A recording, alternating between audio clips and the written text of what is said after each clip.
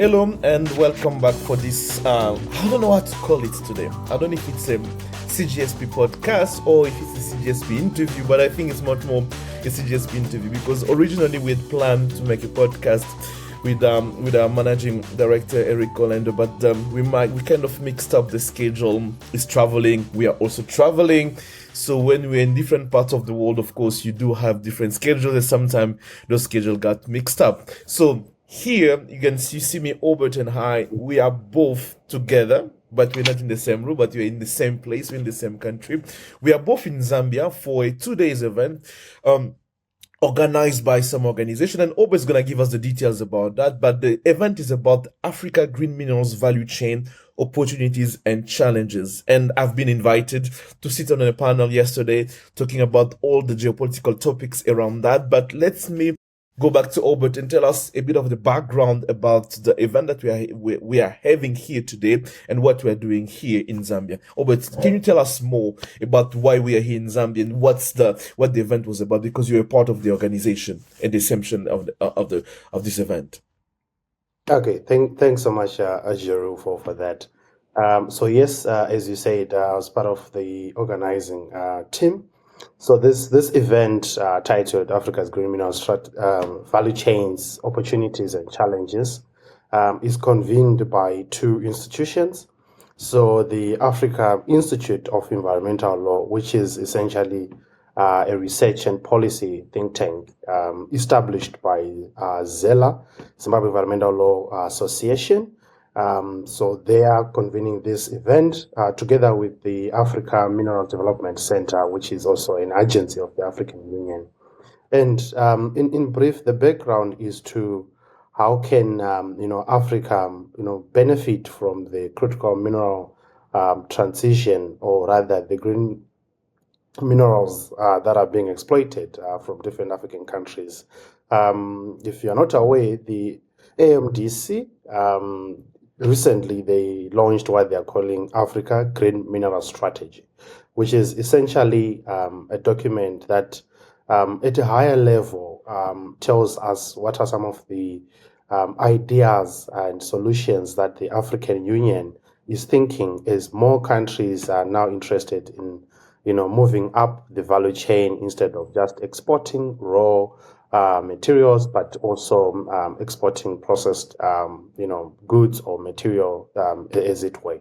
So the convening is coming from that perspective that a lot of African countries now are thinking of how do we better value add the minerals that we have, so that we can essentially benefit. But of course, that conversation is happening in a bigger scheme of things, where there are geopolitical issues that obviously drive or influence relationships between countries.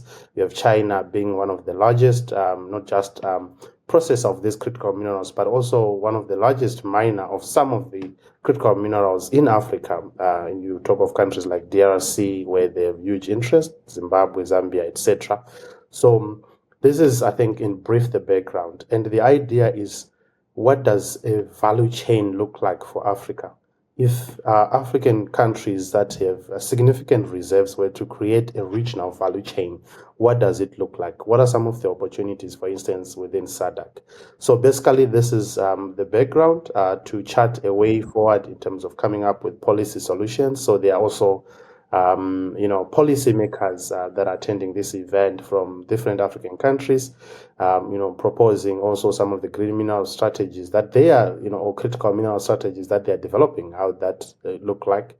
But yeah, basically that's the background. And as Geraud mentioned, one of the panels that he was part of yesterday was on geopolitical, issues. And maybe Geraud could talk to us about, that panel and your feeling.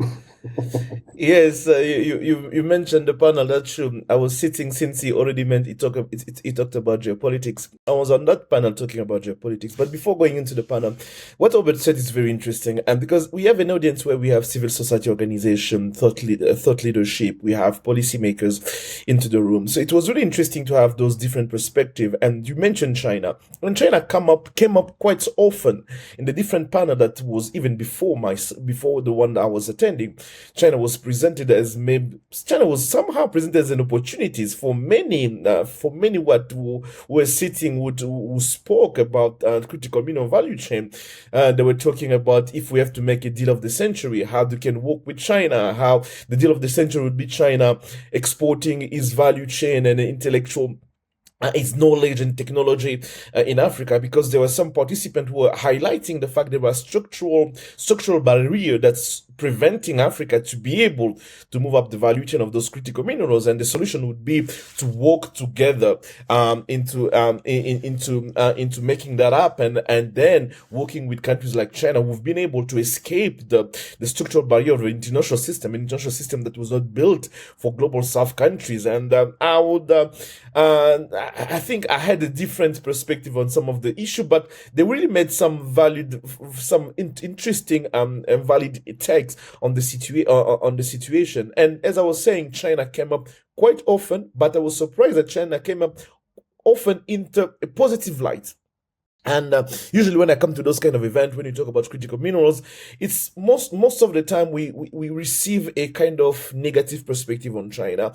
But in this event, I was quite surprised. As I was saying, there was a much more positive event on the light where China was seeing. And as Obert was saying, I was sitting on a panel. on geopolitical tension, of course, talking about what does it represent for China, Africa, the US, the EU, India, because we also had our friend Veda Vaidyanathan on the panel talking about what India could bring on the table in that geopolitical competition, in this interaction with Africa in the critical mineral value chain debate. And she made some valid point. And if those who've missed the podcast that we recorded with her, we're gonna put in the show notes. We're gonna put the link to the podcast we recorded with her a few weeks ago, talking about a similar topic. And she was really making valid point, and she also made those valid points yesterday during the panel that we set together.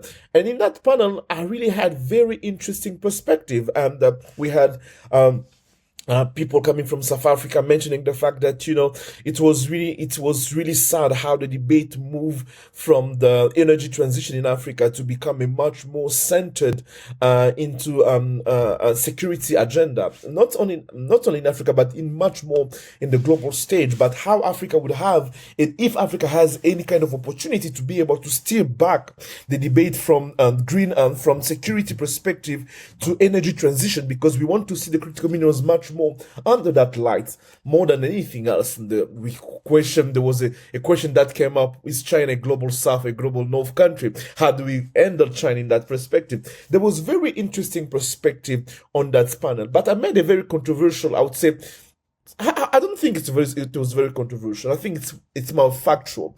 I made a statement that the debate about critical minerals from a geopolitical perspective in Africa, it's not an African debate as in Africa as a whole.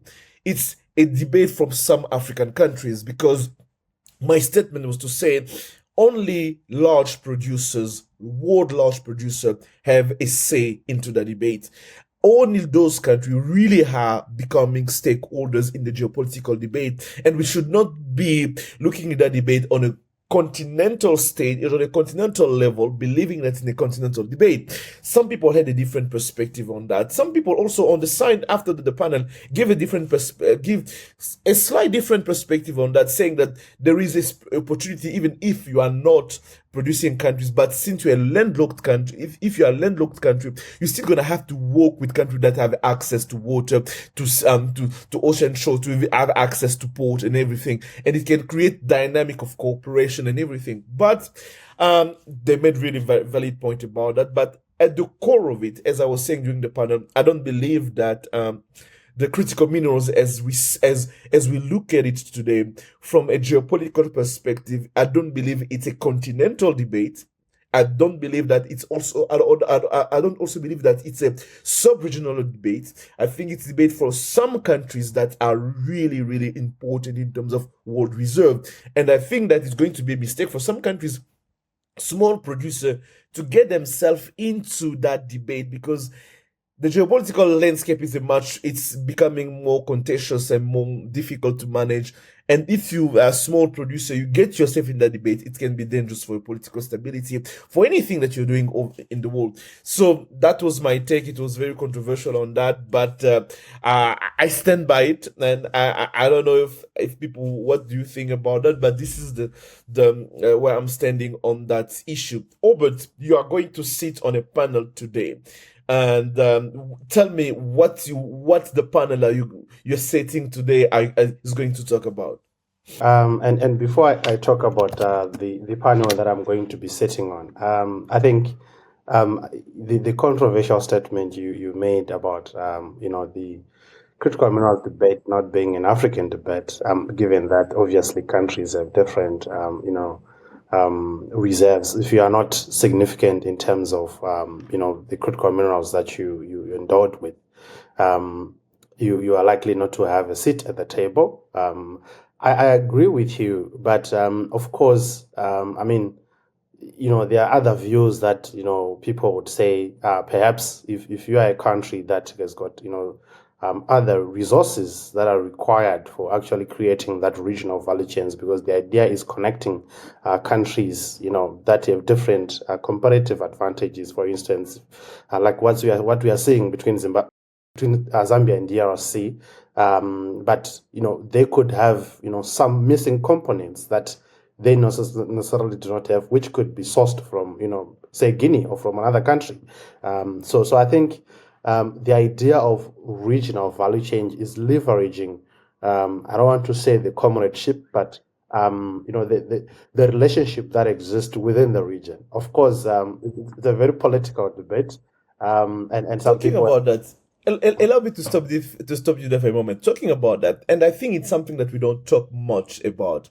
When we talk about geopolitical debate on that value chain, we tend to present it as grouping of country, which we are seeing right now.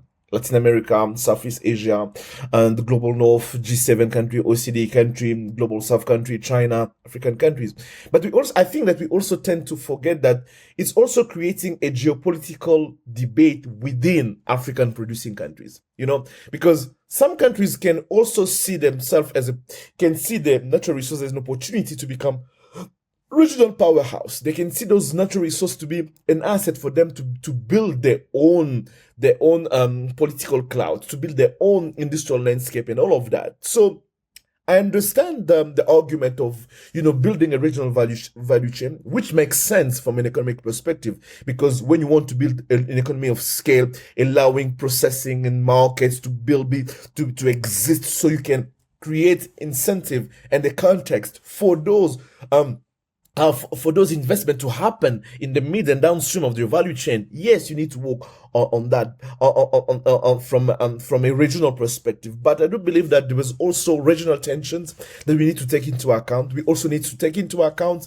all those dynamics that are pull and push factors and competition and competition cooperation tension that come up when you have to talk about those issues. Because as I was saying, there's a political economy of the mining sector within different countries are so different that they're also creating different approach and different perspective from a political leadership to see how we are going to talk about those issues. I just wanted to add that because I do believe that it's a topic that we also tend to forget, that it's also there was also a geopolitical competition within the continent of Africa, and the African country should learn how to maneuver that as well. Thank you. I absolutely agree with you, Geraud. I don't want to go further into this because also there are nationalist arguments where we see South Africa is one of the countries that has been refusing, particularly their companies that are in the PGM sector in Zimbabwe, to create processing facilities for platinum group of metals in Zimbabwe, because they said that we have already built that in South Africa, so there's no need to replicate. But of course, exactly. Yeah, so I do, understand and obviously agree with you.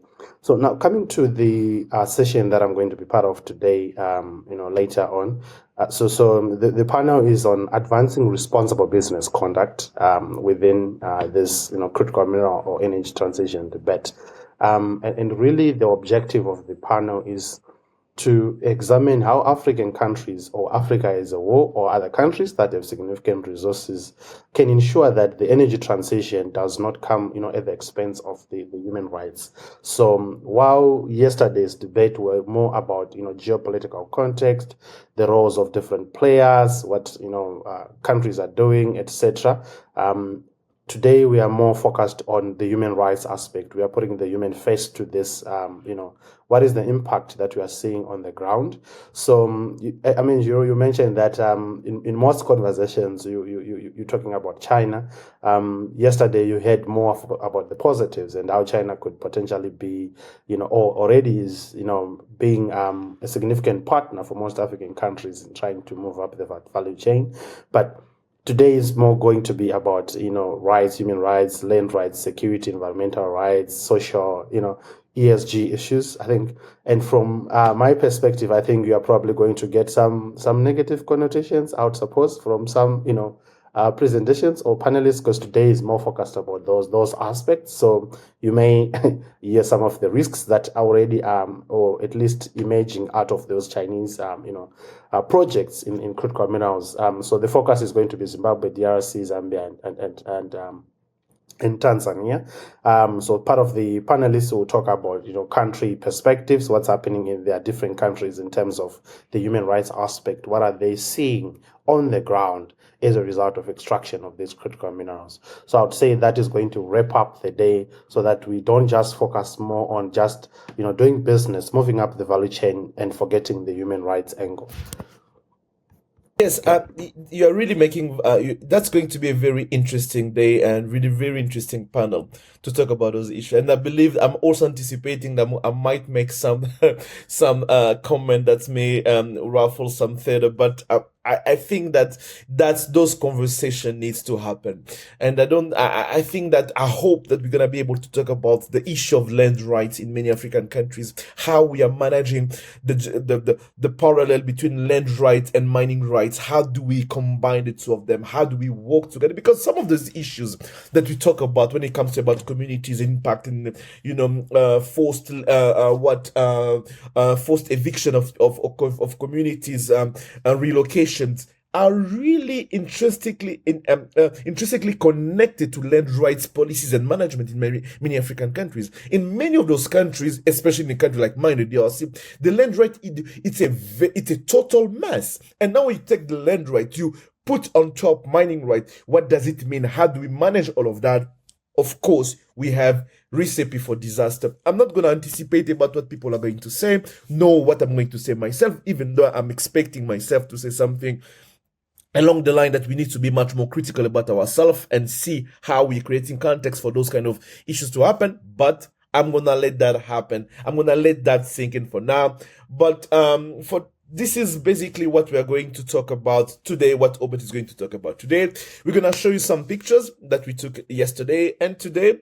And hopefully we're going to come up with you on Friday with a podcast with Eric, and we're going to wrap up the week and talk about different issues that happen in that space, in the China Global South, in China Africa space this week. It was really my pleasure to have you for this quick and short interview with my colleague Obert Bore. We are here in Lusaka, Zambia, talking about critical minerals value chain in Africa. What does it mean for Africa? The opportunities and the challenges. How do we engage with partners? China, the EU, the US, India, all of that. How do we engage? How do we work together into making that happen for Africa in a way that those critical minerals leads us to a sustainable development path and economic growth for our countries and for our communities. And I really hope that we are going to come out of this with the solution and perspective for way forward. So this is for the CGSP China Global South project, straight from Lusaka, Zambia.